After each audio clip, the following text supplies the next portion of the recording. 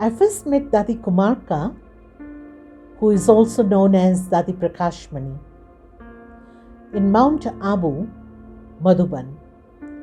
Dadi Kumarka was named by Brahma Baba, and Dadi Prakashmani was her official name in the institution. So we were so used to calling her Dadi Kumarka. And so when I first met her with my family, my parents and my brothers and sisters, she spent a lot of time with us. She had meals with us, she showed us around, she chatted with us, she shared knowledge with us. Her valuable time was spent behind us. The second time I met Dadi in Mount Abu again, in 1974, in my long school holidays, I went to spend time, it was approximately 2 months, and Dadi gave me accommodation just above her room in Pandav Bhavan. So she could keep an eye on me. I was quite young, I was 14. And I used to go and help in different departments. I used to do my own laundry, which I had never done before. And so interesting, every day, one by way, I lost all my socks.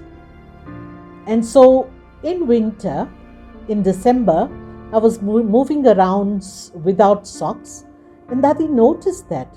She called me in her room and said, Pratibha, she used to call me Pratibha, why are you not putting on socks? And I said, Dadi, I don't know, I put it in laundry and on laundry line, and I can't find it, it's all gone. And she says, the monkeys take it away. She asked one of the sisters to teach me how to put it online without pegs. I was looking for pegs in those days. And so I was learning a lot of simple things also. Then Dadi gave me a few pairs of socks and said, put this on every day. So can you imagine an authority who is an administrative head, and then such a simple motherly figure where she takes care of our simple things. I was quite touched with that. Then in between I had met Dadi many times, but Dadi Kumarka was visiting Lusaka, Zambia. That time the center, Baba's house, was in my Lokik place, in my Lokik house. I was in college and I was cooking, I was helping in the center activities, I was studying, and so I was trying to make something, and Dadi walked in the kitchen. And Dadi used to call me, Pratibha, what are you doing? And I said, Dadi, I'm making paneer for you, cottage cheese. And Dadi says, come, let me teach you. She knew I was struggling, and she taught me with so much love. I couldn't believe that she would do such simple things for us also. Even today when I make paneer, cottage cheese, I do remember that very freshly, how Dadi taught me this. So Dadi didn't only take care of our well-being, taught us cooking, but she was also quite firm with knowledge and principles. And so the same visit when Dadi came to Zambia, she was conducting Amrit Vela at 4 o'clock. We were few of us in the room, and Dadi suddenly started talking. Normally at Amrit Vela we don't talk, and so Dadi was talking, and I was very surprised. Dadi said, Pratibha, you all did a program few weeks ago or last month. I said, yes Dadi, we did a big program. And how many students emerged from that program? And Dadi, no one came, not even for the course, but no one became a BK also, Brahmin. And how much expense did you do? I said, I actually didn't keep account because I just took it from my father's account and I didn't count.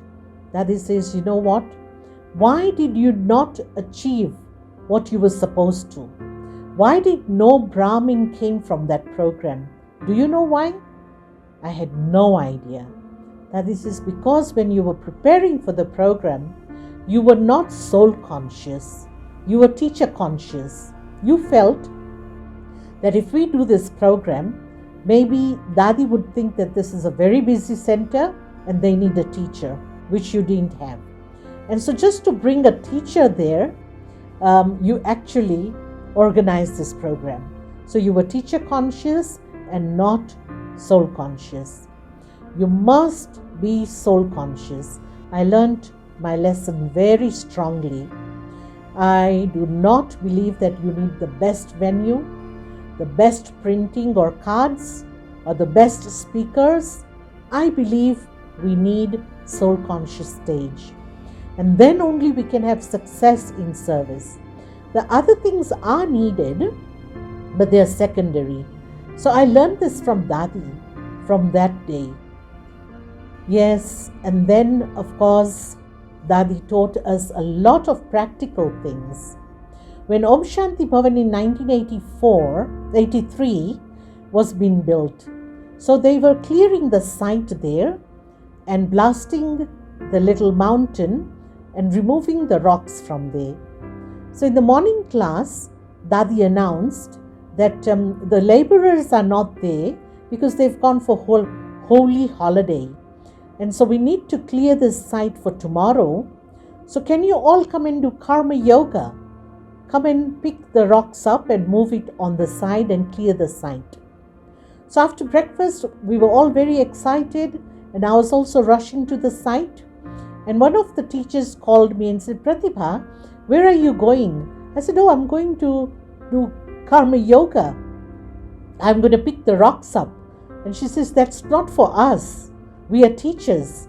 Only students need to go and do that. So you don't go. But I didn't listen to that soul. I just said, no, I want to go. I want to clear. I want to help. So when I arrived at the site, guess what?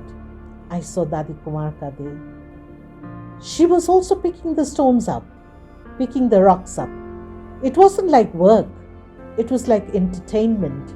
It was like a game. And an authority, Dadi, who could give such elevated knowledge and guide people's life, was doing a simple service as picking the rocks up. And that gave us so much enthusiasm because that was her practical life. And then I actually was in Botswana in 2007 when Dadi left her body. When she left her body, that time I was in Botswana doing service there with one of the sister. Our center was very small, a small little apartment.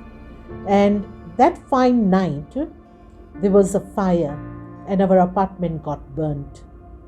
Me and the other sister, very cautiously came out and we were saved. Of course, Baba saved us, but everything got burned and our clothes were also affected. In that part of the world, we do not get this uniform of the Brahma Kumaris, and so my clothes were quite tinted and yellowish and affected with the fire. But that same day, in fact, I think after a few days, I got the news that Dadiji left her body. So I was going to travel to Madhuban with those clothes. People were looking at the clothes. They were yellowish and, affected. But I was fine. What I was content is that I arrived on time for Dadi's final farewell. And so I was like, looking at my fortune, and we gave such a sweet, soft farewell to Dadi. Dadi was an authority. I remember that same evening. In the morning, it was sunshine, then it was cloudy, and then it started pouring. It was raining. And so the elements were also serving Dadi, respecting Dadi, who was the master of all the elements. And so Dadi's farewell was done. And finally, I would say that Dadi helped us, guided us, and inspired us when she was in her physical sakar form. But also, after she left, she's not left us. She's in a different dimension, but she's still guiding us. This is what I feel. And so we respect Dadi, but we love Dadi a lot. We've learnt a lot and we're still learning from her life. Thank you. Om Shanti. Dadi Prakashmani.